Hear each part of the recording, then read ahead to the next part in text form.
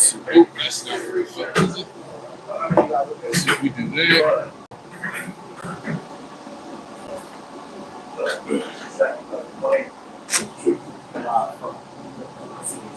If you think about it, you don't last a while over the something.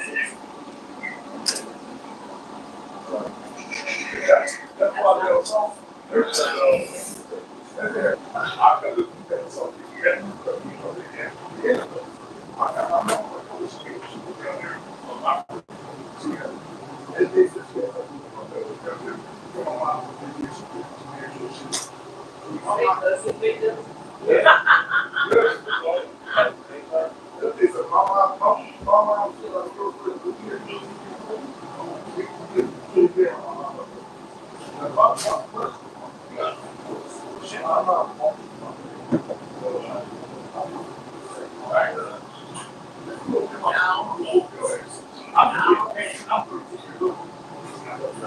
You said you're running 5 minutes late.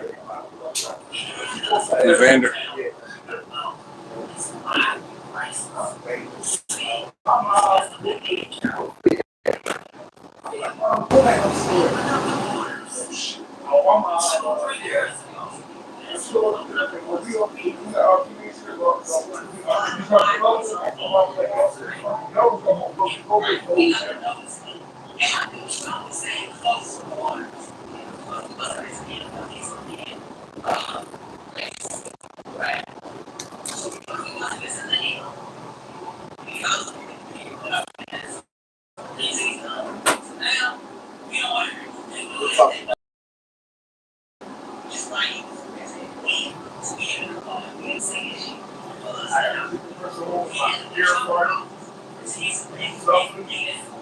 What's up? We still running. This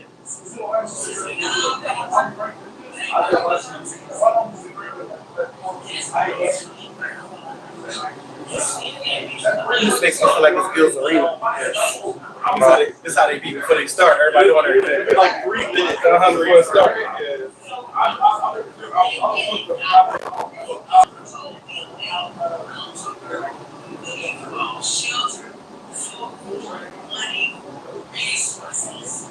I'm working for Friday. I'm over here. My cousin fucking into it.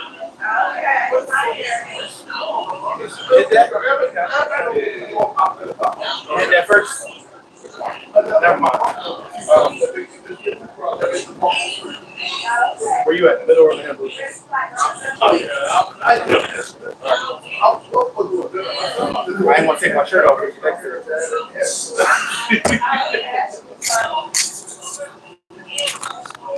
I was trying to save that for another day, you know.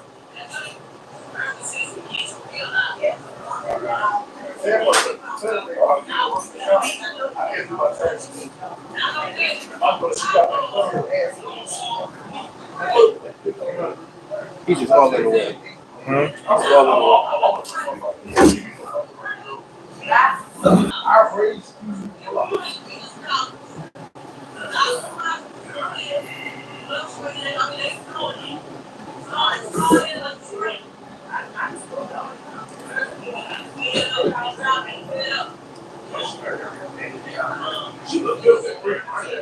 Twani, do me a favor. Turn.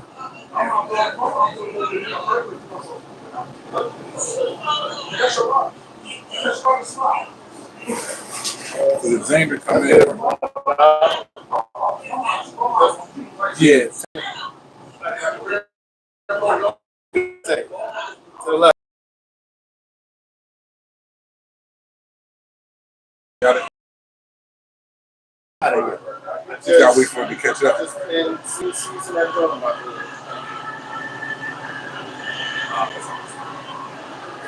Oh look, Juju has joined us. Look at that. Oh, here's my drink. Yes, you gotta turn it back over. Morgan, hello. Hey. How you doing? Thank you. It's appreciated. More than you can handle.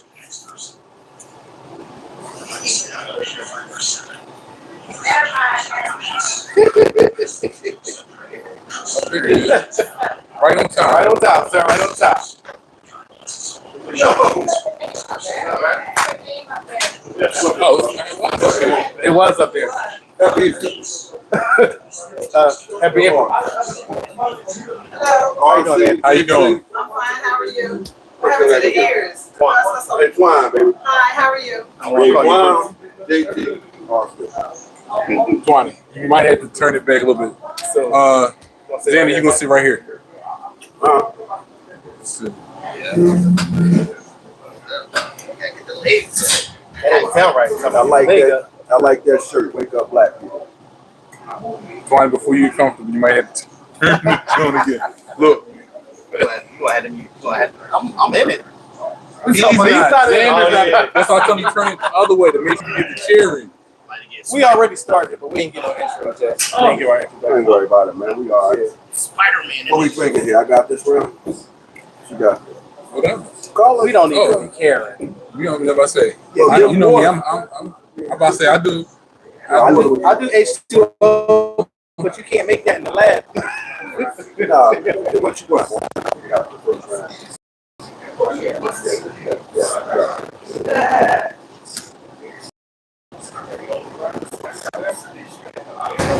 He's still trying. Right there.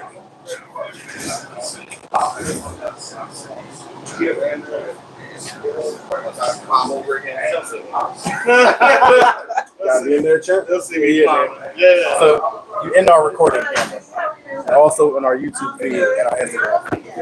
So, y'all ready to kick this thing off with our intro? Yep. Last time you sit down. Dance on the feet. No, okay, I'm just asking. You know I got it like that. Hear ye, hear ye. Well, more you can the podcast today. For the walk y'all to the month of April. April Fools, right? We got our special guest in the building. We're gonna let him start the intros off first. Please, sir, introduce yourself. Tell us who you are. Hey, how you all doing? Xander J. Hobson. The J stands for Judas. No, it actually stands for Joe. Xander J. Hobson, comedian, also a director and producer of more than 8 boxing documentaries. And I'm also a troll, to those who need trolling. And I'm just happy to be out with these young men. I have a immense degree of respect for all of them. They motivate me to get up off of my lazy behind and be more proactive about this thing called comedy and entertainment, man. Thanks for having me, guys. Thank you for joining us. Thank you for joining us. Thank you. You want to start, RC? Twani, who want to start this? I'll let 20 start. I'll Okay. start. Welcome to More You Can Handle podcast. I am your guy, 22 Tom, short but tall at the same time. Nice. We are here at CNC's Sports Bar and Lounge, and we cannot forget our sponsor, Misunderstood LLC. Clothing brand, keep you warm, keep you dry, and keeps clothes on your back. I am the one and only, the April baby. JT the comedian, also known as One the Mel Exotic Entertainer. Mr. Strip to Steal Your Girl, I'm being an ass today. And if you don't know, now you know. It's your boy RC. Voted most likely to turn your girl upside down and play her like bagpipes. Oh, That's not fair, because if I turn the chick upside down, she gonna drag. All right? It's terrible. But anyway, we're gonna welcome our guest here today, Xander. Great man, great comedian, a brother in arms, a brother in comedy. Hoorah to the Marines out there. Sorry, guys. But we're here for it. Somebody had to do it, and I knew it wasn't me. I mean, I take the Donnell Rollins approach. I took the job for the benefits. same thing. I had to get out of Philly, man. Okay. I had to get out of Philly at the time, man. So that was part of the reason I went. And the other part was, man, it had to be something more, man. You know, I was a former amateur boxer. That wasn't working out for me at the time. And I just had to do something other than what I was doing. So besides the Marine Corps, we can probably get a little bit into that later. Let's talk about you and your comedy career. What got you into comedy? How long have you been doing comedy? We've seen you. We love your sets. You know what I mean? One of the funniest guys we've seen. Yeah. So one reason we like, come join us. You know what I mean? You need to be put out there more so other people can see you more. So Well, you know, man, I'm gonna try to tell a long short story how I got into comedy. As you know, I am a serviceman, and I started out in the Marine Corps, and I ended up in the Air Force, and I had a pretty good career going in the Air Force. I was E6 grade, E7 promotable, and I ran into a snafu with my command. And to try to make a long story short, man, they framed me, locked me up for 6 months, paid me the entire time that I was in jail, let me out of jail. They dropped all the charges against me, gave me an honorable discharge, and medically retired me. And when I got out, I was very, very, very angry. And I wrote a book about it. The book has been finished for years now. And when I was getting ready to release the book, I said to myself, nobody knows who I am. So even if I release this book, it might not, it's just, I'm not really hip to the social media promoting and all of that. Okay. But I felt as though my name needed to be bigger. At the time, I read this book called The Emperor of Ocean Park by Stephen L. Carter, one of the best books I ever read in my life. He got a $4 million advance for that book. This guy's a Harvard law professor. So I said, I need to be doing something to get my name out there. Okay. And as short as humanly possible, I ended up doing comedy. And I've been doing the comedy, but I still ain't get the book out. But that's how I arrived in comedy, through that sequence of events is what led me to comedy. So you had a different type of paid leave. Right. pretty much. I never heard anybody get paid in prison. I mean, in jail. No, they get paid in jail, just not as much as you think. Yeah. They come home, don't want to work at McDonald's. Well, I'm like, in the armed forces, you ever been in trouble in the military? as an administrator, no. Okay.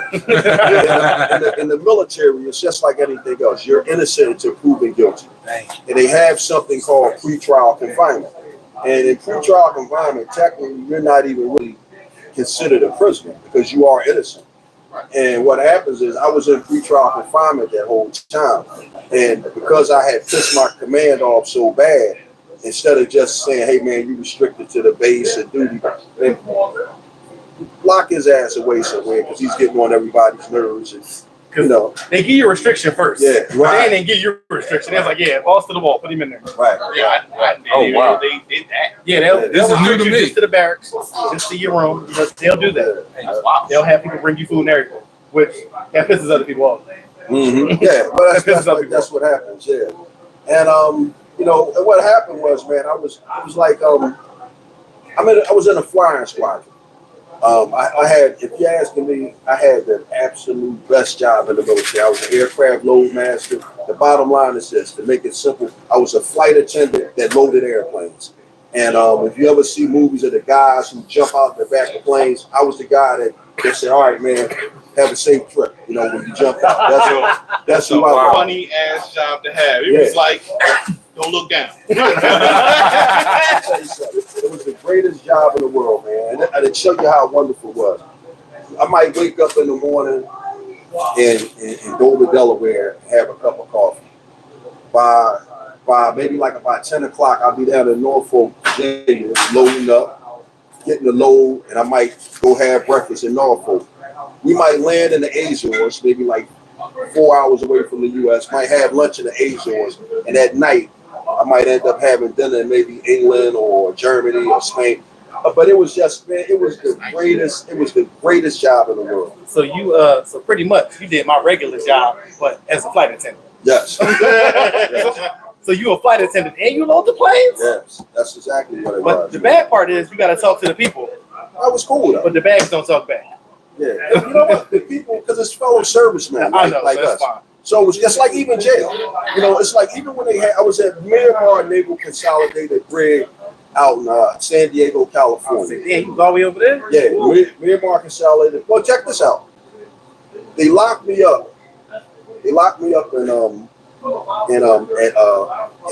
Walter Reed Army Medical Center down in Maryland. I was in Maryland, yeah. They sent me to jail in California and gave me a lawyer like in Florida, Texas somewhere. So they was basically busting my chops. And see what happened was, man, they was harassing me. And what I did, man, I committed myself to Germantown Hospital. So when I go to Germantown Hospital, my first day there, when I go there, I take a piss test. You know, you get a piss test. Yeah. My piss test is clean. Well, from Germantown, they sent me to Norristown. I take another piss test the next day. I got methamphetamines in my system. Okay, whatever the meds they gave me. I don't know why I had meth in my system, but I had meth in my system. So the military gets me, they send me to Walter Reed, take a piss test down there. I'm clean, but I also take a hair follicle test. Now the hair follicle test is non-conclusive. I think that's like 5 to 7 years. Right. Well, it's not. Well, that came back non-conclusive, which you know is bullshit. Right. But the thing about it is, they didn't get the first piss test You're gonna use your phone. from Germantown. They got the piss test from Norristown. And man, they took that and ran with it. Right. And by the time they realized that they had made a mistake, I was maybe like in for like 5 months already. So, you know, after that, man, they honorably discharged me, man, and sent me home. Yeah, but they gave you the medical retirement. Oh, I'm good, bro. Yeah, Listen, I'm in my 20th year, but listen, come 8/13/24, I bet I would have been retired for 20 years. Wow. And, Oh wow. yeah, oh man, I've been collecting the government paycheck for about 38 years. And they go up every year. Yeah. I just got a raise not too long ago. I'm trying to get to that 100. They better give me something for these You're gonna be knees. all right, man. Yeah, Give me something for these knees. We'll talk about that off camera. No, my grandfather was a career Marine, Okay. and he also was a cop, he was a Philadelphia police officer, and he also worked for the prisons. Oh wow. Yeah, so yeah, a lot of money. Yeah. a lot of money. Like All right, so- his retirement is comfortable. Like it was- We have our We got questions. First of all, somebody says that an ass in a onesie. Yes. Secondly, someone says, how would you define your comedy style? Red Fox, man. Okay. I patterned myself after Red Fox. Red Fox is my favorite comedian. I love Red Fox. Yes. Showing your age there, sir. Huh? Showing your age I there. am. I'm a 56-year-old man. So what about Red Fox specifically? You talking about his bluntness? His whole style, man. I just think Red Fox was just a cool guy, man. I grew up watching Sanford and Son. You know, that's not to minimize Richard Pryor or Eddie Murphy because they're great comedians. But if I have to emulate somebody, the person that I emulate on style, the cool swag, that's Red Fox all day long, man. I can see that though when we see you up there. Yeah. I can definitely see that. So it's definitely, I said what I said. That's what it is. It's definitely, That's I it. said what I said, like whatever. Like it's, I'm not changing it. I don't care. And it's also low because the people do feel it. I do see it in the crowd when you do say it and you mean it. And I think a lot of people in general just don't ever really speak with intention. Thank you. And you speak with intention. Thank you. I appreciate that. I think that that's what Brett Fox did as well. So Yes. the comparison of the two, yeah, okay. So very accurate description of your comedy style. Thank you. I tried, man. I'm glad I come across like I intend to. Okay. So yeah, thank you. So your life after the military, like immediately after you were honorably discharged, how was that going into civilian life? Man, I was angry, man, you know, because first of all, I felt I was betrayed. I was taken advantage of, and a lot of it was racially motivated. And it was just, to me, I was very angry. And maybe like about 3 or 4 years afterwards, I couldn't listen to anything but classical or instrumental music, man. Because if I listened to music with a lyrics to it, I would get so bitter and frustrated and angry. It was hard after that.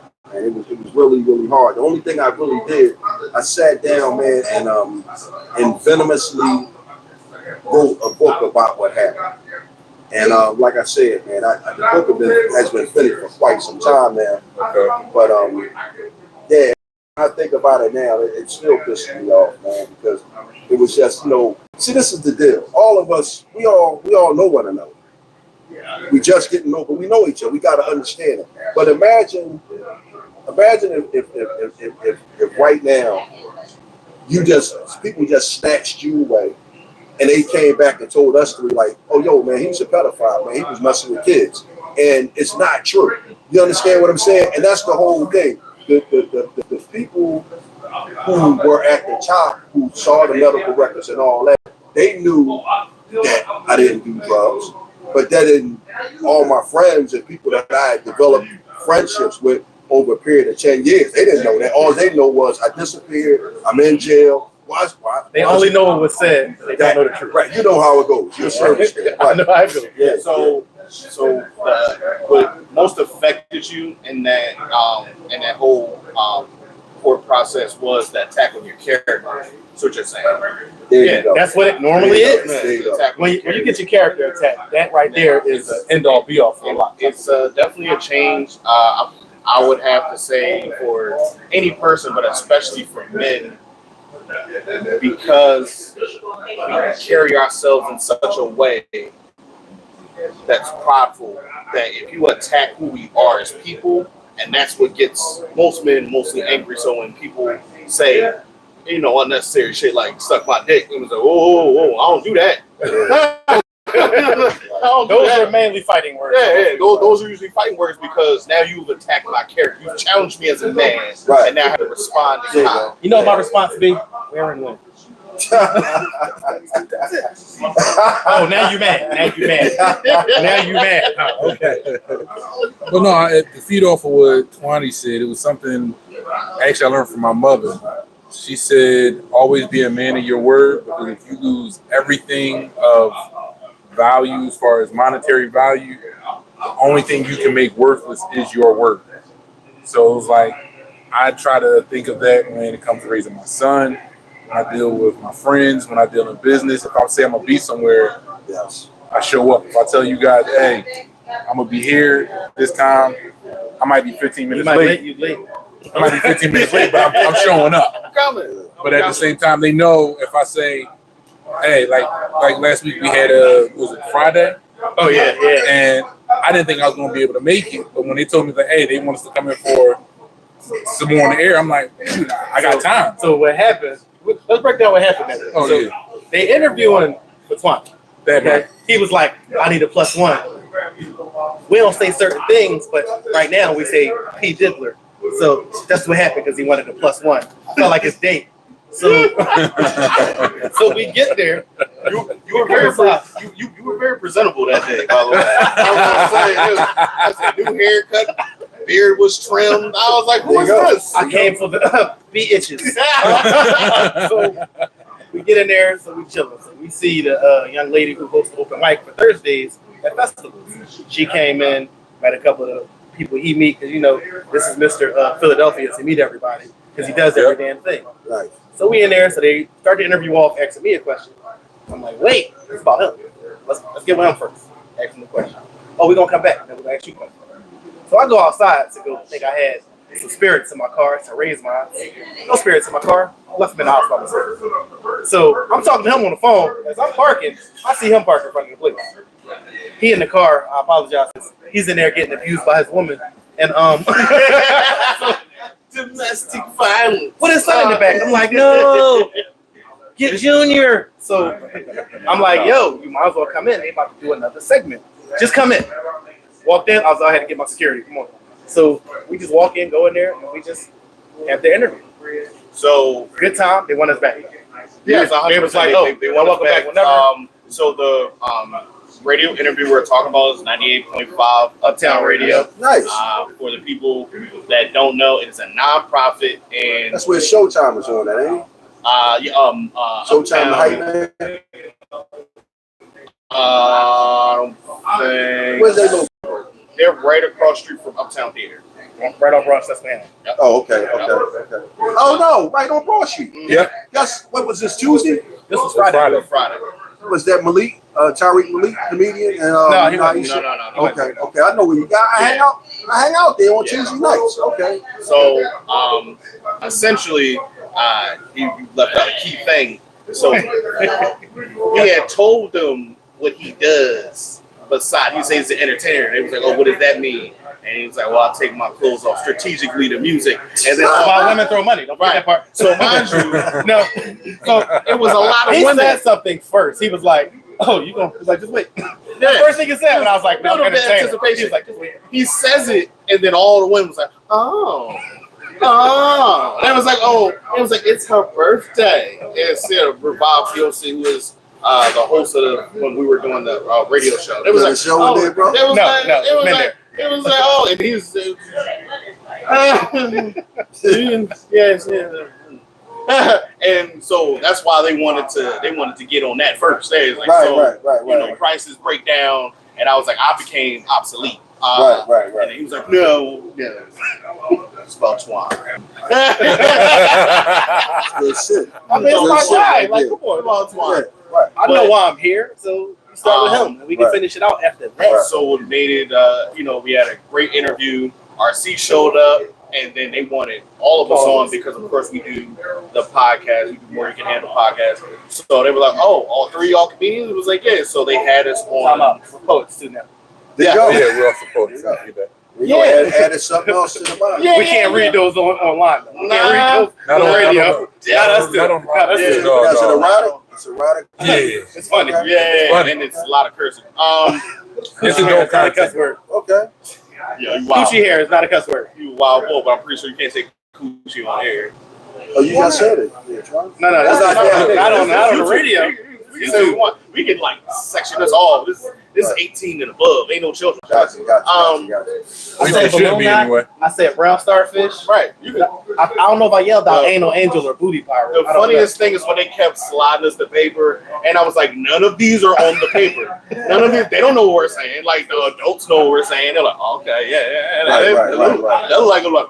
Because I That's said like throat balloon goat knot. too, didn't I? Did I say that on there? I said No, off air. you didn't say don't go on air. But they was looking like I said throat goat in front of Because kids it was- one day. Oh. It was kind of like when Lil Jon had this song. It was like, all ski, and they kept letting it play. We knew what it was, but the radio When they- heads was just letting it play. It was like When they finally ski. figured out what it was like, is So this now when what- that song comes on, it'd be like, oh, and then. But that's so we had a great time doing that. That was very much fun, especially when you do dope shit with your friends. No, that's real stuff. You So know, let me ask y'all a question, man.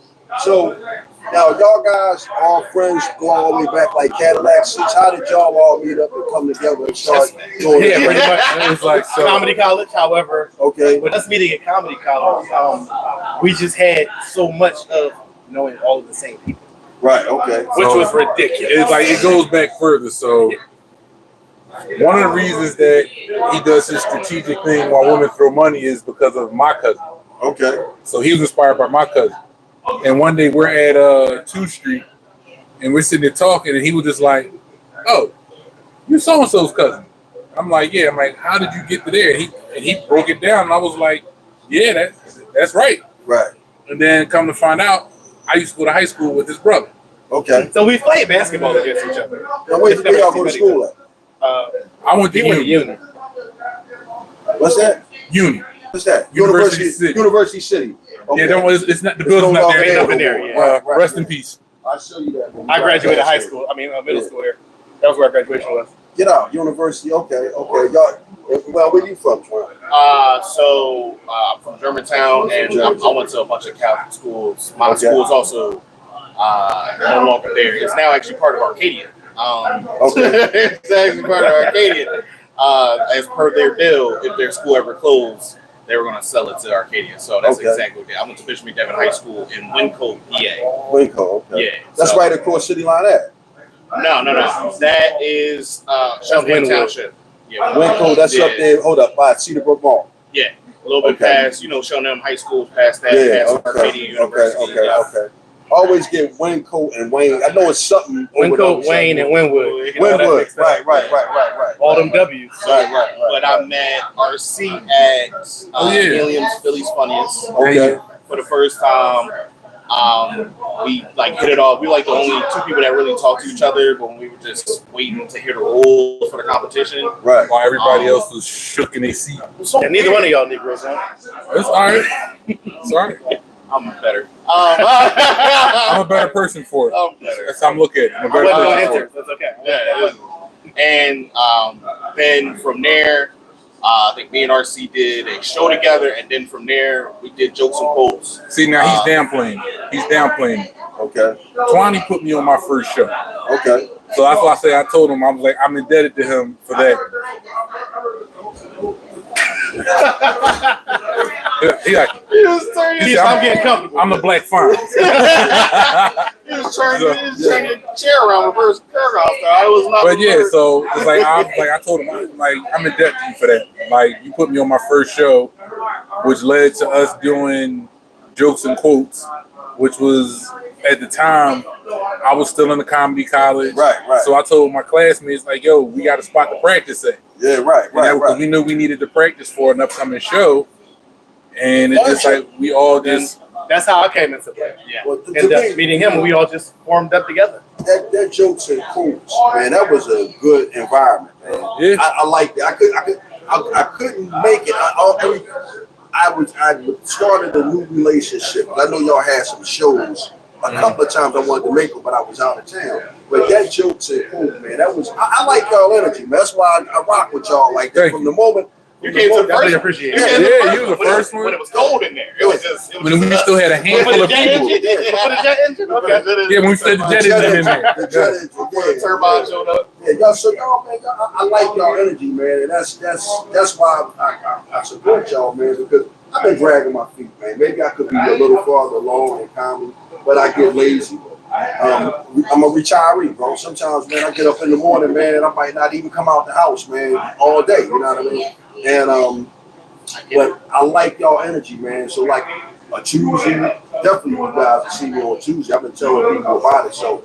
You know, I'm sure y'all will start picking up, man. I appreciate the time, man, that y'all give me because where I'm at in life now, man, I can't go nowhere for 3 or 5 minutes, man. I'd rather stand in front of the mirror and practice for an hour. What you said to me kind of resonated. You said this is a stamina mic. Right, Because the regulars that come for the comedy, right. but once they start hearing, they get into it. Yeah, You know what I'm saying? Like the one bartender that be here, she's like, where he go hit it? Little Xander, she was like, yes, I love him. You know what I'm saying? So it's like you build a fan base Right. just by people coming out. I mean, Right. and she works it.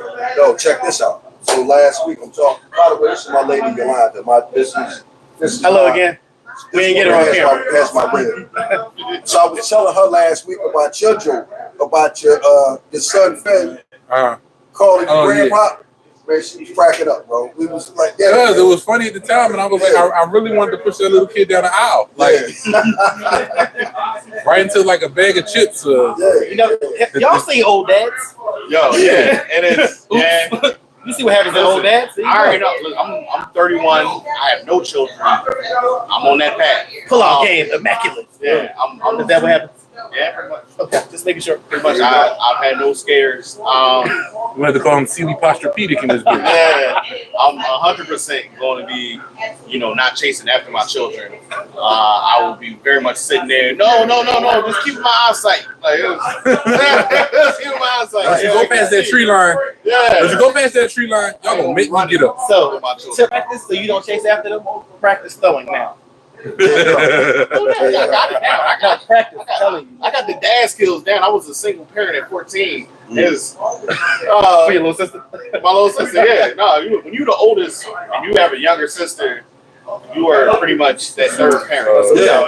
You're pretty much. Yeah, You two more pretty much. You ain't no. So we got a couple questions that came in. Okay. Considering you talk about the retiree mindset of just waking up, not wanting to get the hell up. If you had a dream comedian to go on tour with, who would it be and why? A dream comedian to go on tour with. They got to be alive though, for right now. No, okay. You know what, man? I'm gonna be honest with you. If I had to go on tour with somebody, man, I'm gonna name 2 people, man. Corey Holcomb Okay. would be one. I could see him. Yeah, Corey Holcomb would be one, but I think I would like to go on tour with Mike Epps. Okay. Yeah. Yeah. Corey I can see that, Holcomb, both of them. Because it's like comedy it's not give a fuck comedy, and I appreciate comedy that way. Yeah. Like he said something the other day about somebody made a pedophile joke. My only question was it funny? Right. That's I don't care Yeah, how but dark like it was. this. Here's the Was it thing. funny? It's the only reason I made it because it wasn't funny. Okay, but you should have said that. Oh, but we That's were what I'm saying. when we were at the Joan, and, Yeah. and it was. It wasn't funny. It That's was- all. Did they laugh? It was just No, weird, that's it was, what just, it was it was just awkward. It was that was awkward. It was just awkward. It was just So like, nobody laughed. That's enough. If they did, I think it was more like it wasn't so much a laugh. Yeah, they were just like, that's enough, sir. We don't need to hear You anything sit right else. there, man. You said it wherever you need Oh, to it's sit. good. Okay. Good. I don't want to get in trouble, man. Oh, no, you're No, fine, no, you're no. fine, you're fine. We grown here. We We don't doing get it. We do. We're in a Um, bar. I- By the way, we are at CNC Sports Lounge, 65 Union Avenue, Lansdowne, Pennsylvania. They got great chicken wings here, folks. They got great chicken wings. I'm gonna find out how great they are in a minute. You ain't touched them yet? No, You about to eat some cold Oh, chicken. yeah, no, my chicken chicken wings. was good. But yeah, My chicken got to be But the served. dark comedy joke, man, I agree. If it's funny, because it gotta be. But It's got to be was funny it an for it open to mic, hit. right? Was it open mic, you guys? No. It was a Nah, show. it was a show. Showcase. Yeah, you know what? I got it. You know what? I kind of sort of think this about jokes, right? You gotta try your jokes out, man. Yeah, You gotta that's try true. it. That's true. That's what the open mic is for. You're not But supposed to- but I mean, I get it. You might not get the last of them like that. right. True, and then but trying it at a showcase also is like That's the best place to try You it. gotta Yeah, I try, guess. man. That's You the gotta- best place to You try it. gotta try, man. I mean, You gotta try. essentially, especially at this particular showcase, it was like a huge thing. Like, I have a show that's coming up this month. I'm not trying super new jokes, Right. because I'm getting paid some money for this. So Right. it ain't no, it's not experiment time. No, right. I got you. I But got you. if you go to the showcase, where they're going to pay you $20. Yeah, Right. we're going to So- try some stuff out so tonight. my question about that is- we're gonna try some stuff out What if tonight. your material not working? And you feel like the other comedians, they had material that was borderline material like yours as far as a dark joke or something new. Do you go and try that material since your regular material's not working? Yes. Okay. So just say you don't go there planning on using it. Yeah, sometimes I don't go in it. It's weird because I don't know about the rest of y'all, but y'all see me on stage. Sometimes I don't know what I'm going to say. Yeah, sometimes you And- go up, you improv, but it's still fun. Yeah, it's still funny. and I think at the base level for comedy, if you're not trying new stuff all the time, pushing yourself like Not real. anything else, like if you're an athlete or anything else, if you're not pushing yourself consistently, then what are you really doing? Like the comedians you name push themselves. They push the envelope every time a little bit more than when they did last time. But here's the And thing. that's what we're on With stage that, for. it has to be a certain type of comedian. Yeah. Because I could see him getting away with it. I could see a Corey Holcomb, even Mike F. But certain comedians, the image that they have. So Corey Holcomb, in my opinion, will only make it to a certain level. And I think I've even heard him say this, but he's comfortable where he is. Yeah. Like, he's not down here starting at the bottom. He's a name. He's a headlining comedian There you go. that's actually booked for money. But And then the other thing, they book him because of how brash he is. But because of the how mainstream media is, Like, you can't I would get canceled. No, have he- him do some stuff. He's still mainstream media. It's just he's not He's a okay. particular brand. We're gonna put him on the Oscars. Yeah. He's not that kind. No. No. Although he could do it, but He's gonna be too disrespectful. yeah, They're not gonna like be it. mad disrespectful. Hence why he couldn't do it. But Like, you it's a can't certain say bitch at the Oscars. No. But you know what I want to That's say? fair. And you said it, son. Why? Like, I know everybody's seen the Cat Williams interview on Club Six. I haven't seen all 3.5 hours of that yet. Yeah, I watched it in increments. I watched it in Yeah, increments. I got But 15, 20 minutes. the one thing that Cat said that I really appreciated, he said you gotta try out new material. You gotta try it out. Like, for example, I done a show Friday, right? And I went to this place up in Honeybrook, PA. Oh, y'all guys gotta start checking out Fenris if you got the opportunities. I think I told you he's on Wednesdays down at Bar 13 in Delaware. So Fenris done booked me for about 3 or 4 shows already. So I done my tried and tested material on like 2 of his shows. The last 2 shows of his I done, I gave him a mixture. Okay. The tried and tested stuff, but some new stuff. Now, this show that I done for him on Friday, I'll say maybe like about 60% of the stuff that I did for him was all new material. I done great with it. One joke I'm still working on, my Uncle Joe joke. I think y'all heard me do that when I talk about my uncle. And that one, it was okay, but it hit better up at FlexBase. But it's a joke that I believe in, but it's still, and I keep adding layers to it and layers to it and elements to it. But it's like, I just think, even the guy with the dark joke, I think, like, this is my whole game. When I get on stage, I'm going to try to give the audience as much funny as humanly possible. Okay. Because they're not really coming, the audience didn't come to watch me try out jokes. They came to laugh. So my first priority is I always got some go-to jokes. Some of them are original material. Some of them are stock jokes. But I'm going to get the laughter off the books first. And then once I get the laughter off the books, I might try some stuff out. If it ain't hit like I want to, okay, I'm gonna finish up some tried and tested material or some stock jokes. But my main priority is when I go up on stage, I want the people to say he made me laugh. But I am going to try to throw some new stuff in there. Okay. And I'll see where it hits. Okay, well, they laughed at this part, they laughed at this part. Let me go back and work it. Another thing I want to say, right? I've been working with 4 comedians that like, for example, y'all guys showed me nothing but love. And I don't want to say I'm above y'all or below y'all, but I've probably been doing it a little bit longer than you guys. But that's not me trying to put myself on one platform or another. I'm just simply stating the fact. Now, I say that to say this. Some veteran comedians have like taken a liking to me. Belinda Clary, Chocolate Child, Dark Child, and Tommy Too Smooth. All of them, those 4 comedians have like literally like put their hand on my shoulder, and they talked. I could pick up the phone and say, "Yo, man, I'm working on this. What about this? What about this?" But my whole thing is, man, all of them encourage me. Like, you got to try new jokes. You gotta write new material. You gotta try. It's a trial and error, but you gotta keep on working at it. But I think the most important thing that I got from all of them, well, Chocolate Chai in particular, she said, do comedy for the love of it. Don't worry about the money. You gotta do it because you love it. And I think ever since I took that approach, because that took the pressure, because after I made a few dollars messing around with comedy, George Trusty, another guy that put his hand on my shoulder. George Trusty is the guy that literally put money in my pocket as a comedian. So I got kind of spoiled messing around with George Trusty, and when I wasn't making money, I was kind of sort of had a bit of an attitude. But when Chocolate Child said, do this for the love of it, it took a lot of pressure off me, man. Okay. And now I take it how it comes. Of course I want money.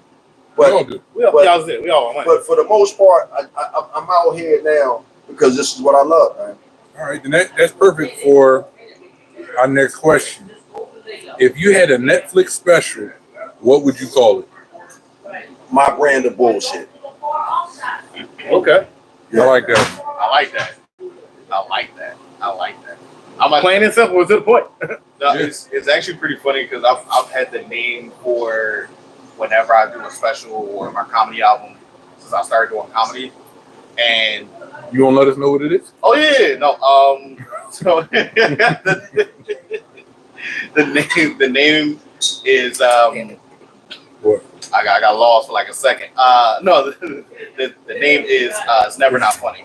Okay. Never not funny. That's Never nice. Not Funny. Yeah, I Yeah, like Never that. not funny. yeah, It's Never Not Funny. I like that. So somebody else had a question about, have you ever been blackballed as a comedian? No, I haven't ran into that. No. Okay. But again, not with the blackball. Like, I wonder about it because like it's certain stuff I'm gonna say, man, and like I think who was that? I was at Tommy Two School, right? We was up there at 5222 Walnut Street, and somebody said, "Tommy, you gonna get blackballed?" Because he was talking about gays or something, and he said, "I'm on 52nd Street."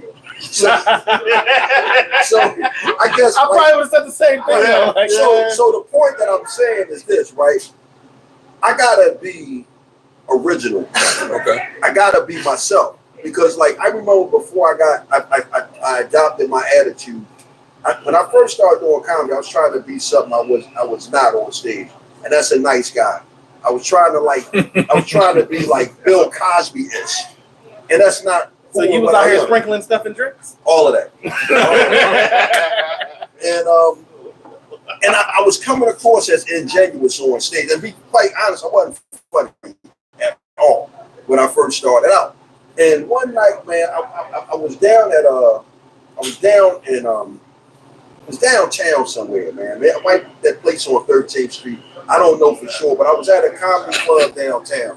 Was it upstairs? I think it was. No, this place was downstairs Oh, okay. because I was hanging out with my buddy. Wasn't Fergie's. But I was downtown and I was with my main man, Jay West, great comedian. He isn't doing it now, but Jay West was like, me and him was palling around together. And I had an attitude, man, because me and my wife had split up and I was just feeling like the nastiest guy in the world. And I got up on stage that day and I was true to who and what I was, man, and I killed. And it's like, I said, you know what, man?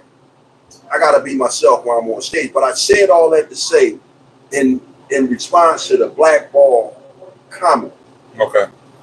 Hey man, I can be myself. If they blackball me, they gonna blackball me because at the end of the day, I've been retired for 20 years. I get a great check every fucking month.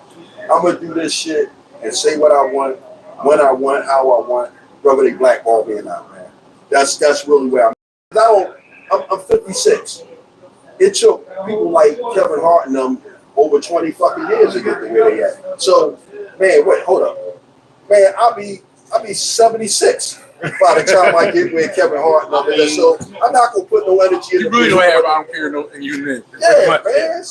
I mean, when you think about it, Kevin Hart started comedy when he was 18. He didn't really become famous until he was 30, essentially.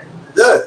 That's 12 years, man. That's a long time. Right. That's a long time. So what I look like, Ha-ha. look like walking around with eggshells, and I ain't even no guarantee I'm gonna get to where Kevin at. You see what I'm saying? So, I'm just, you just gotta be yourself, man. Because at the end of the day, in my opinion, you get out of comedy what you put into it. Like I look at y'all guys, man. Y'all really, all of y'all are doing way more than me. I be bullshitting half the time.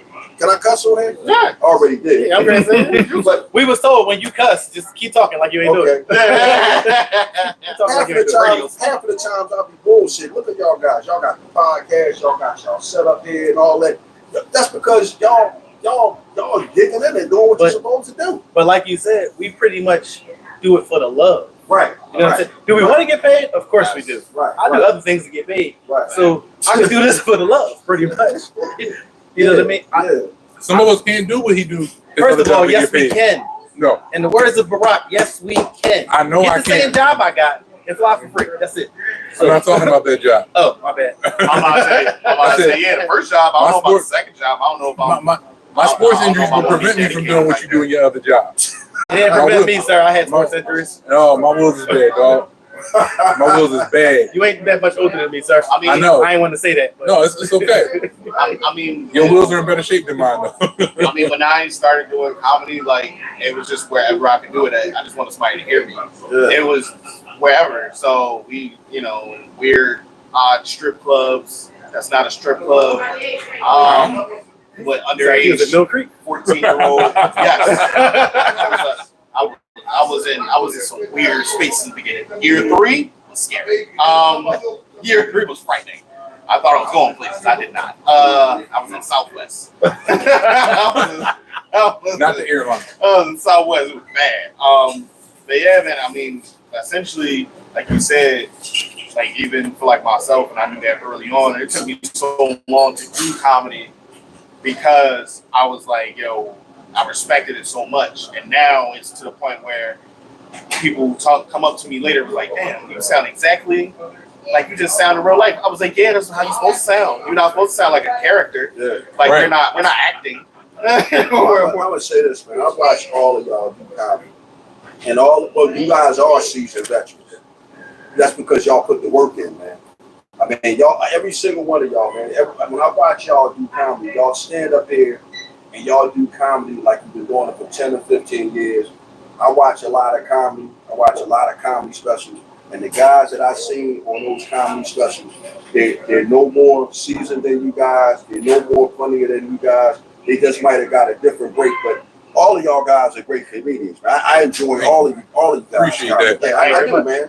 I do, feel like man. I'm not there yet. Honestly. You know what I say? I know this. They complain. They be like, "Nigga, you can do better." They don't say it like that, but I see it in their face. They be looking disappointed sometimes because the conversational funny is what makes me funny. I don't have that on the stage yet. Still working on it. Yeah, I mean, because it essentially breaks down. A lot of people don't view comedy as an art form, and like you got to be strategic with this shit. Right. If you want to be great, you can be good.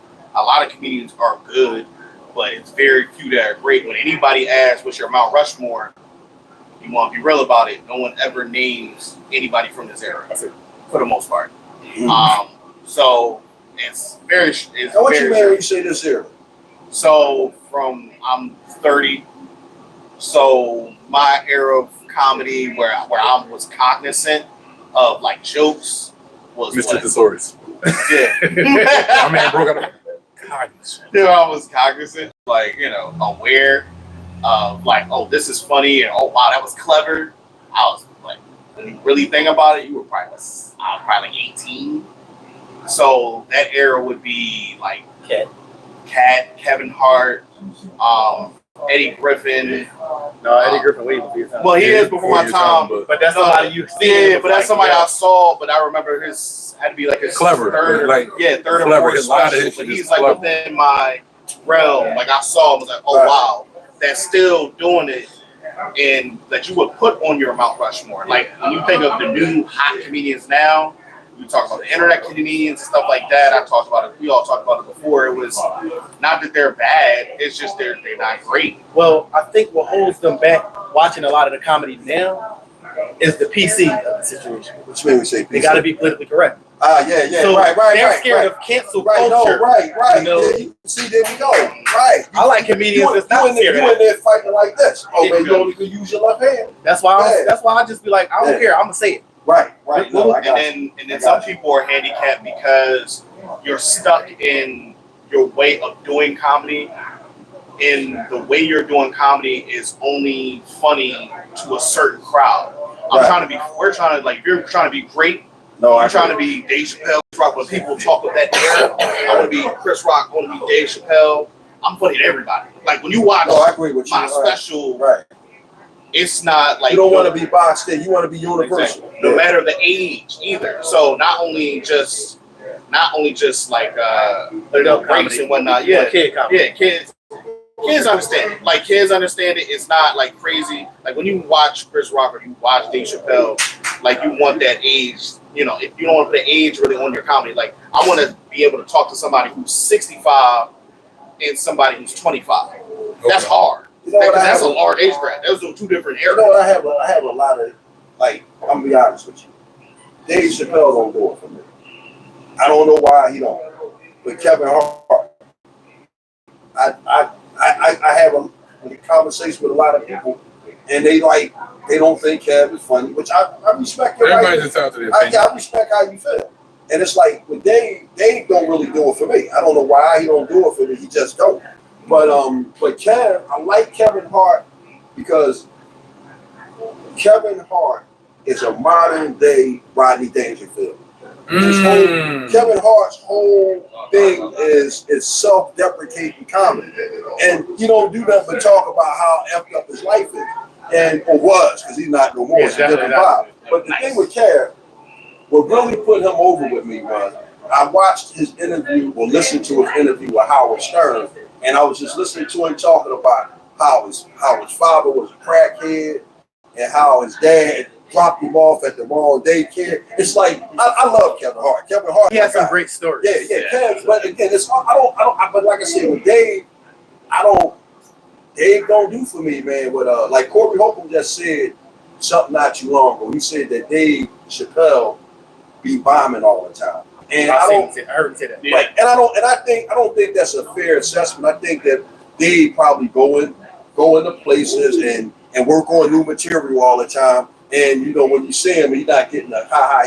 But even that aside, you know, Dave just don't do it for me, man. He just don't do it for me. Man. Yeah, Dave Chappelle's gotten to a point where he's just talking on stage. Right. That's all he get paid for now. Right. Get paid for the job. It's really funny TED Talks. Right. He don't do it for me, man. I think Kevin Hart is handicapped in his comedy.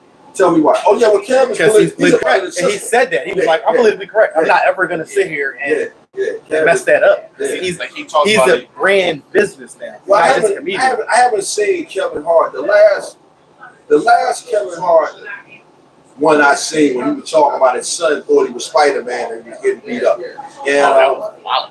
yeah, I haven't seen. And I would imagine that Kev is handicapped now. But the last time I seen Kev, I mean, I like Kevin Hart. I like his work ethic, man. I've been like, since I kind of sort of got into comedy, I think Kevin Hart has been like an inspiration to me. Because I respect the grind, man. Because I was doing that in New York City. I was in love with ladies from New York City. And it's like I was doing that New York City grind, me and Al Davis. I don't know if you guys know Al Davis or not. But me and Al Davis was going up to New York like 2 or 3 times a day. A week, not a day. Wow. And it's like, we done that New York City thing, right, me and Al. And it's like, that gave me even more respect for Kev because Kev, matter of fact, Tommy Two Spoon was part of that thing too. It was Kev, Bill Burr. Tommy Two, I'm talking about people from Philly. Oh, for Philly. Kev, Tommy Two Spoon, Ray. Keith Robinson, Yep. Two-Way too. But Tommy, as I was showing to Tommy, and he was telling me how him, Kevin Hart, and Keith Robinson, they used to ride up to New York every night and get on stage and, you know, it's like, man, Yeah, like their own little room. that's phenomenal, man, to me, man. You like, because like I said, I know how I am. I'm like, I'm up there, I'm doing it, and I'm going up. I think me and Al done it for maybe like about almost a year and a half straight. I'm like, damn, man, we ain't on yet. But, hey, man, I love Kevin Hart, man. That's my dude, man. I love that guy. I love him. I was listening to Damon Wayans Sr. on the way back today. Okay, Yeah, because he's still my favorite comedian. okay. And people were like, why? I'm like, because he's very funny. Right, Even now, he's still funny. right, He might only got a good 2 specials that he's done, right. but his stand-up to me is phenomenal. There you go. It was just second to the rest of his career. The rest of his career just that much more phenomenal Damon Wayans. that it just Yeah. overshadowed who he was as a stand-up comedian because he was a great He's a hell of an actor. yeah. Yeah. His So- acting is And that just a testament to who he is as an artist. Mm. Like the rest of like, you know, you do this one thing great, but you do this other thing Yeah. that much better. It's just like, wow. But you know, man, this is what I learned, right? And I used to be a boxer. And I can tell you this, there's no shortage of guys who can fight, but there's no shortage of people who are funny. I don't know if y'all ever been to a comedy festival before, but I went to a comedy festival a few years ago. Hope Flood had a comedy festival. Hope Flutes, the joint out in But That's Johnny Cali? I think that was the joint in Cali. I went to her joint down in Atlanta. Okay. And man, it was some comedians down there, male and females. Awesome, man. And it's like, to me, honestly speaking, man, some of the comedians I seen at Hope Flood's comedy festival, to me, they was just as good as Kevin Hart, Dave Chappelle, Chris Rock. They was just awesome comedians. They just didn't get the break. But man, they were some awesome comedians, man. Like I'm thinking about their sister. Her name was Dee Dee Rainbow. Dee Dee was awesome, man. And this other comedian, his name was like Jamal. I mean, he's a Facebook friend of mine, man. But it was probably what I seen down there. I seen at least 20 comedians that were just as good, in my opinion, Okay. as Dave Chappelle, Chris Rock, Bill Burr, any of them dudes. Them comedians, they were some good comedians, man. I rarely hear people talk about Bill Burr. He's One of my favorites. Yeah, yeah, that's Yes. my dude too. I like Bill Burr. Yeah. All right, so that leads us to another question. What advice would you give to a young adult wanting to get into comedy? My advice to anybody wanting to get into comedy is go to YouTube, pull up a guy called The Joke Doctor, and watch all of his content as much as you can, as frequently as you can. And if you watch The Joke Doctor will give you a pretty good understanding of how to write jokes, why jokes are funny. It's a complete lesson. I think, honestly speaking, and this is not to minimize nobody's hustle. Mm-hmm. You can get more from The Joke Doctor than you can get from any comedy school that I've been to. And that's not knocking anybody, but the Joke Doctor is free. You know what I mean? The Joke Doctor. Free and not a fee. I mean, hey, Listen, you can't argue with free. You can't argue with no payment. Zero on that scale. Yeah. I mean, how did y'all feel about when y'all first started doing comedy? my first time doing comedy, I was outside talking to comedians first. I went to support my guy Josh Koch. Josh Koch. Yes, my guy. You know, I grew up with Josh. Okay. So it's like anytime I was free, Y'all I the could pop same up. age or he older? I'm a little older than him. Oh, okay. I didn't know that. Okay. So anytime I could pop out, I would pop out. I popped out to the comedy show. I'm outside talking to the comedians. I don't know who I'm talking to. Just outside talking to people. Out there laughing, joking. He come in, yo, you come on stage? No, why? I need to talk about you outside, saying blah, blah, blah. I'm like, no, I ain't get on stage. Just talking. He said, yo, try getting on stage. I was like, all right, when I come back from Jamaica, I'll give it a shot. Came back from Jamaica. Thanks to Mike Salvi, he put me up on stage. Mike Salvi, good dude. Mike gave me a shot on stage, you know what I mean? And I went back a couple times. Then I got a job, so I stopped. Then I got hurt. I went to the comedy college, got back into comedy. So technically, as somebody said, however long you've been doing comedy, that's how old you are. So Right, yeah, that's I'm real pretty tough. much a 1-year-old in comedy right now. That's Right, it. right, cool. I'm probably like a 6 or 7-year-old. Cool. Same RC. Basically, I always would have something funny to say from my social media page, and then I would just start getting inbox from well, where can I see the rest of your show? And I'm like, and then somebody was like, you mean you're not a comedian? Because somebody's like, I wanted to book you. I'm like, no, that's just me being an asshole on camera. Nice. And so it started happening closer together. And one of the days I happened to be on social media and I saw an advertisement for Punchline Comedy College. I went there, did the class with Brad Trackman, met his buddy, I can't think of his name. There was another comedian that was there, and I did the class. And at my graduation show, a young lady came to see her dad, and she was like, I came for my dad, but you were my second favorite. And this is after my first time being on stage. Nice. And then I got asked back to do the graduation show for the next comedy college. So I was like, okay, I'm on to something. And then someone said, what's his face? Damn. He was at the Mike Collier joint. He killed it. Bazemore. Yeah. So Bazemore was the headliner for that graduation. He said, you should look into the comedy college. And so I did that, and it kind of opened my eyes to other things while I was doing that. So I met Twani and got a chance to be on stage, and like I got just a taste of it. It was like, I fools with this. Yeah. And it was like, all right, I can get used to this. And it just kept going. And then, like, once I met these guys, it was just like, I might say around them, and we all do this. We'll push each other. They're like, yo, Tags, yeah. you should use that on stage. And it's just like, that helped a lot, because there are days when I'm sitting there writing something and I'm like, like I laughed at it a while ago, and it's like it's not as funny now. And then this other stuff I write, I'll read it again and start laughing like I didn't read, like I didn't write it myself. So Bad point. Bad part for me. I'm great with improv. I'm a terrible writer. Yeah. and it's the other way around for me. I'm great with improv. We should do like I need to work on improv really more. I need to work on that. Now here go. I got a question for y'all, man.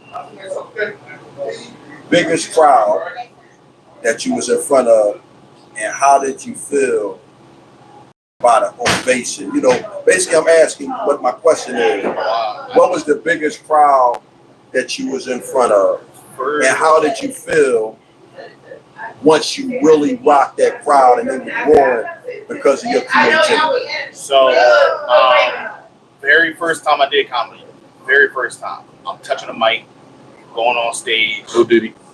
No diddy. Like I said, I'm touching a mic, going on stage. Double down. That's That's right. right. Grown ass man, do what I want. And How he got in trouble? It was actually That's exactly how I got in trouble. That's not how I'm gonna get in trouble because I ain't touching those type of mics. My mic is attached to a soundboard and everything. No. So I'm there. It's at a poetry show, Voices in Power, for those who have gone to it. One of the biggest poetry shows, I don't know, maybe in the world, but in Philly. So 250 people. And I didn't know it was 250 people because I'm not in there counting. But that's what, that's what the whole set and stuff after the fact. I go up, I kill it.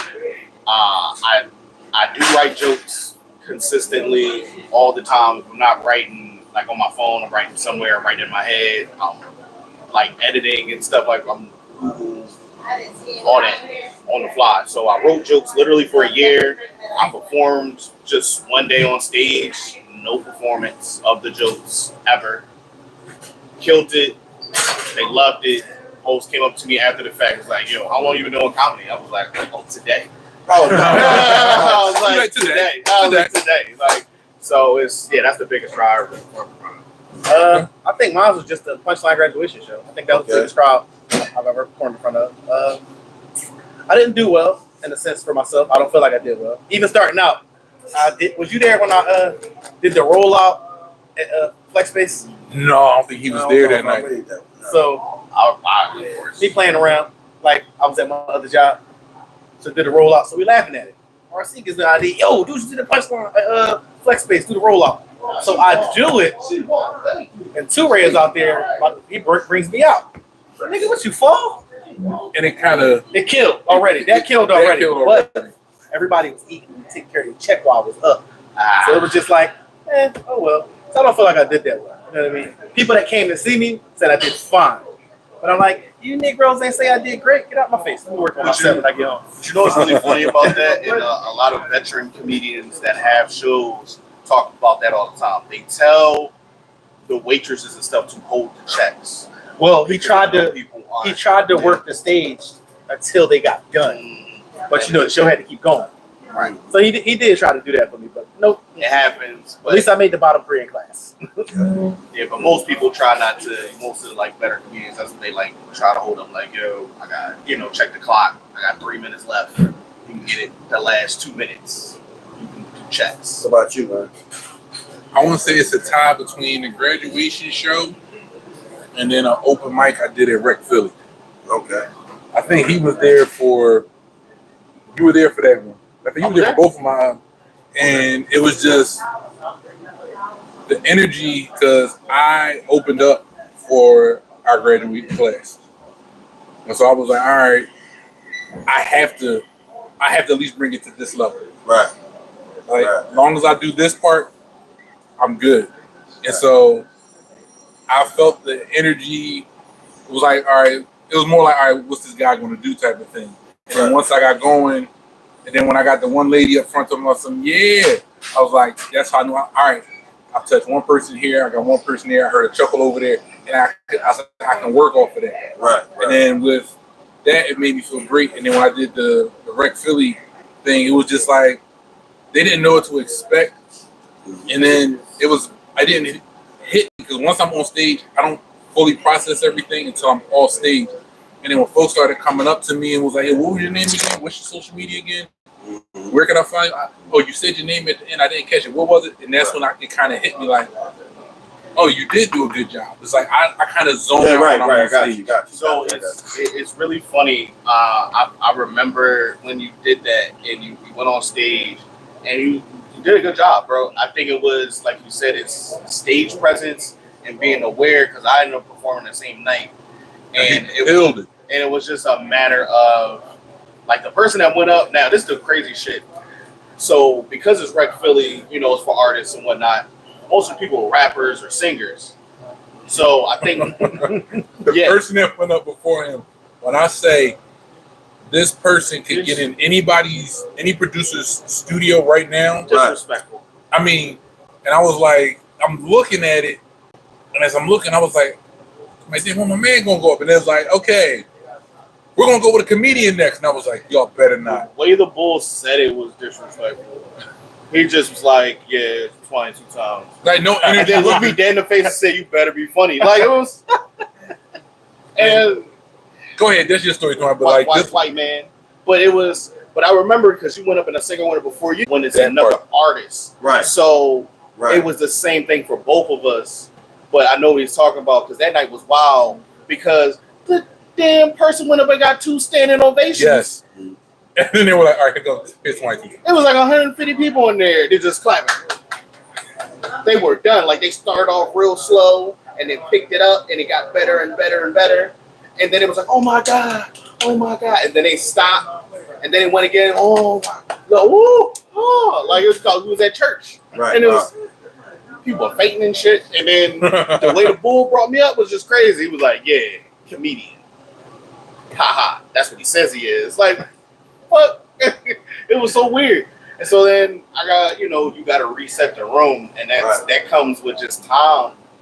I've been doing comedy for a minute, so it was just like, oh no, you're not gonna disrespect me. The way he reset the room though was needed. What technique did you use to reset the room? So basically, I talked about the host. I was like, so Nice. See that coming. I talked about the host. Oh no, I'm good. Excuse me. Get these guys what they want. Wait, that's not the part. Sorry. Oh, She's like,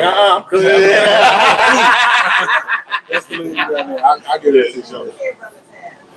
I'll just get these. I understand, but I was trying to Where Flex at? You can run the town. well, she must not know that I'm with you, and she said no. And I It don't even be because you with us. Other people do it. She said no. I'm like, well, where am I going? Yeah, don't worry about it. We're working it all out. Yeah. No, go ahead with you. My bad. My bad. You get them guys I shouldn't what have they said want to drink. I shouldn't have said that. I'm gonna take a peach schnapps and orange juice. And her bill is with it. She's with it. I'm gonna just do a Corona with lime. Same thing. I'm like the only one that don't drink beer. All right. Bacardi lemon and orange juice, please.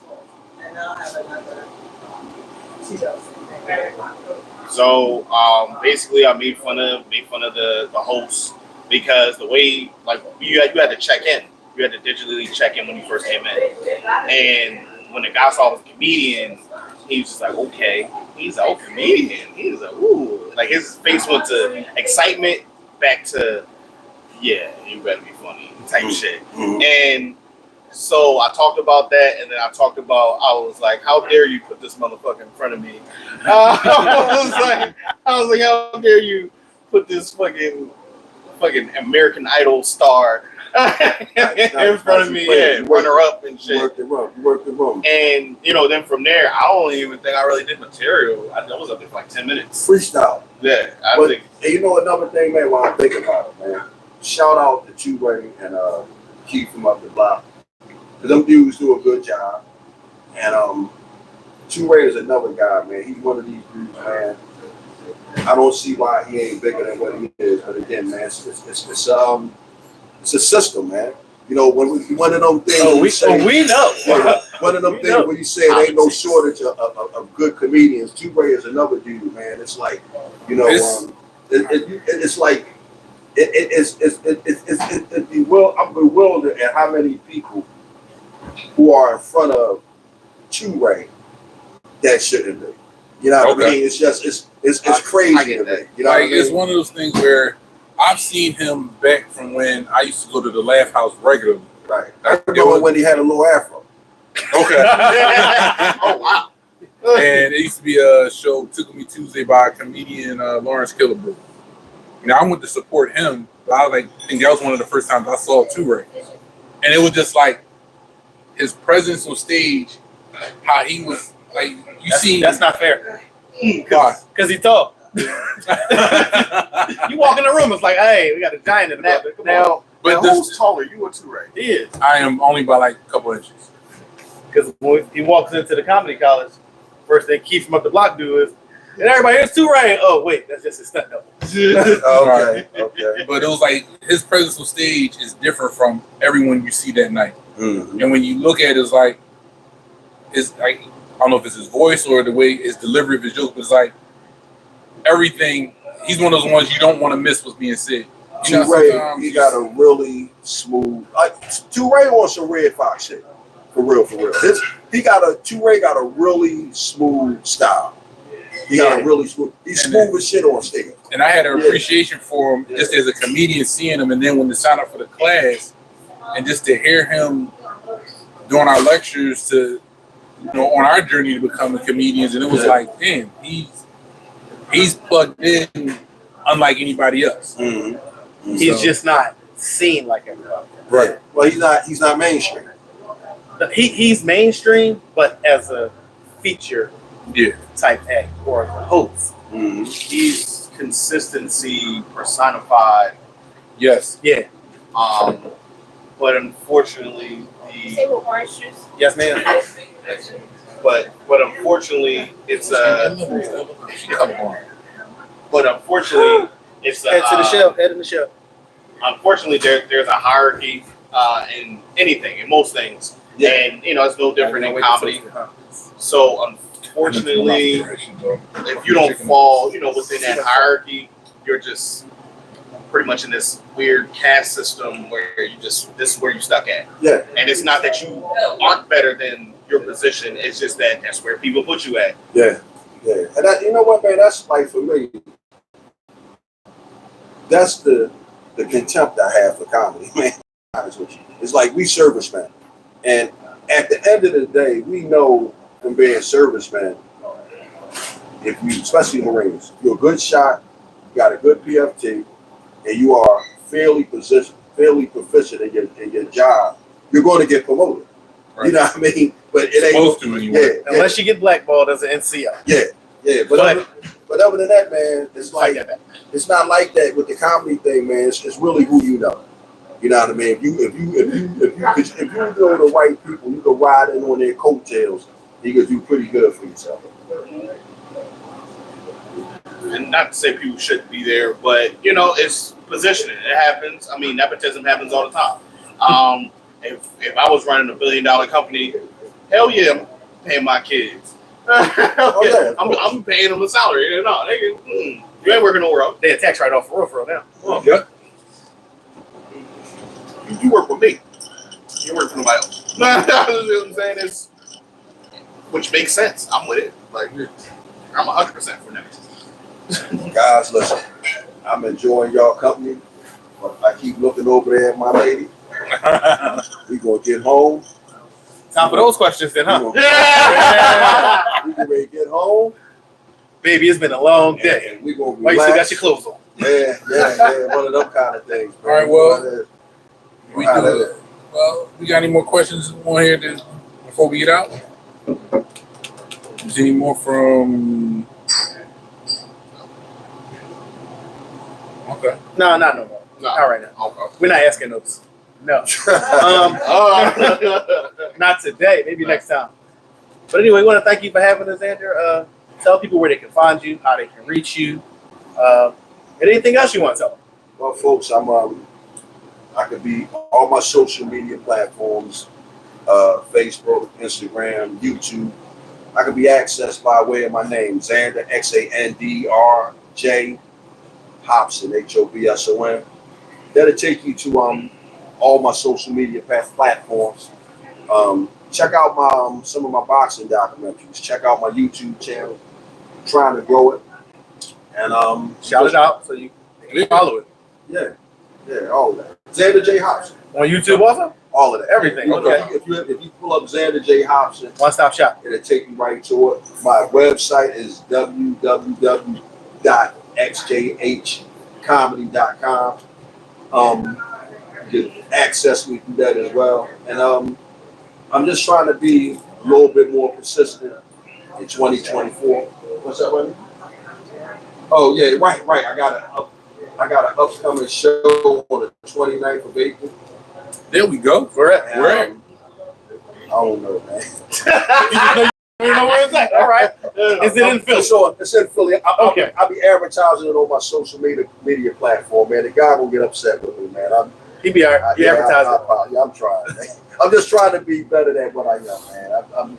And I want to thank my beautiful lady Yolanda right here, man. She rides with me, man. She gonna get after me for not knowing what that show was saying. But you promote it. That's it right there. I promote it. I know where to be when I need to be there.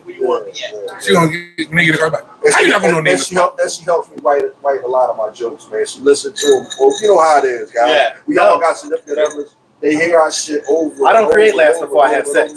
over again. Okay. I'll wait till we start the sex. Go ahead. I don't want her laughing and peeing at the same time. I want you really wet first. There you Okay. go. Terrible, eh? Yeah. Mhm. You gotta remember. That smell. That smell. Mm-mm. I'm sure. Nope. I'm not talking about smells. I'm sorry. Put my head down.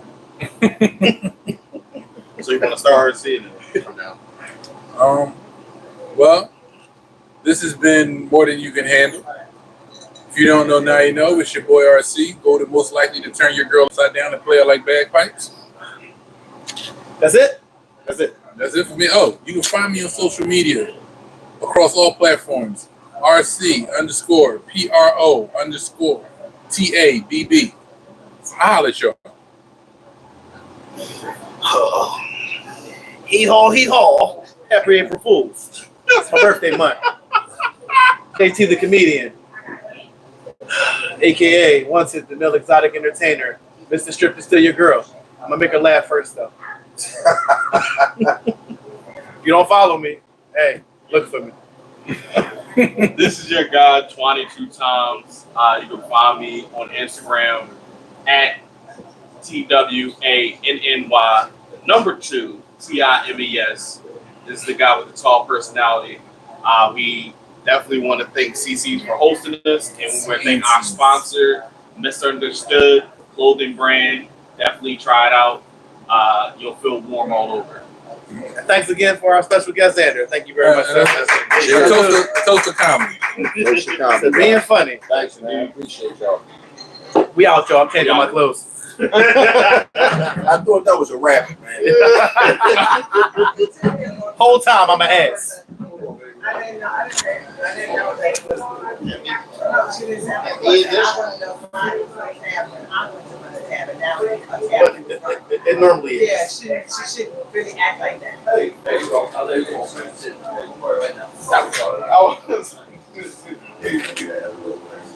Oh, we gotta stop the camera. Oops. Oh, shit. We getting all the BTS footage. It ain't bondage. For real, though.